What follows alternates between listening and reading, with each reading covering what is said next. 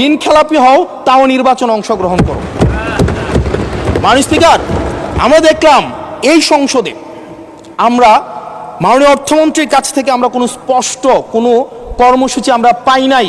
কিভাবে ব্যাংকগুলোকে যেভাবে দলীয়করণ করা হয়েছে, ব্যাংকগুলোকে দীর্ঘ 17 বছর ধরে ব্যাংকের টাকা ঋণের নামে যেভাবে বিদেশে পাচার করা হয়েছে, সেই পাচারকৃত টাকাকে কিভাবে উদ্ধার করা হবে সেটার কিন্তু সুস্পষ্ট আমরা কোনো পলিসি পাই না। মাননীয় স্পিকার, আমরা গভর্নর সাহেবকে মাঝে মাঝে আমরা একটু আক্ষেপ প্রকাশ করতে দেখি, 4,80,000 কোটি টাকা বিদেশে পাচার হয়েছে, সেটাকে কিভাবে আনা যাবে সেটা নিয়ে আক্ষেপ প্রকাশ পর্যন্ত আমরা দেখি।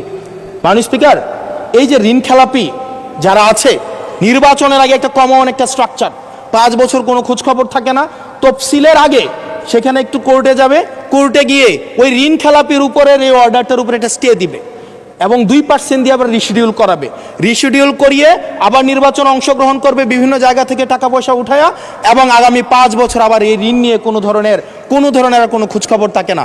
জনগণের টাকা নিয়ে এই বিলাসিতা বন্ধ করতে হবে এবং ঋণ খেলাপিদেরকে ঋণ খেলাপি বলতে হবে। আমরা লজ্জা পাই একই সংসদ একসাথে শেয়ার করার জন্য, কারণ তারা জনগণের টাকা মেরে, যারা জনগণের টাকা ব্যাংক থেকে তুলে নিয়ে ঋণ খেলাপি হয়ে আবার জনগণের প্রতিনিধিত্ব করতে আসে, এই ঋণ খেলাপিদেরকে শাস্তির আওতায় আনতে হবে।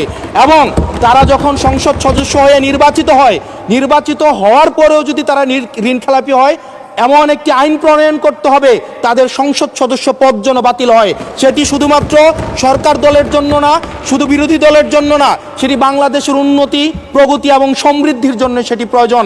এবং পরবর্তী প্রজন্মের কাছে আমাদের দায় মুক্তির জন্য এটি প্রয়োজন। মাননীয় স্পিকার।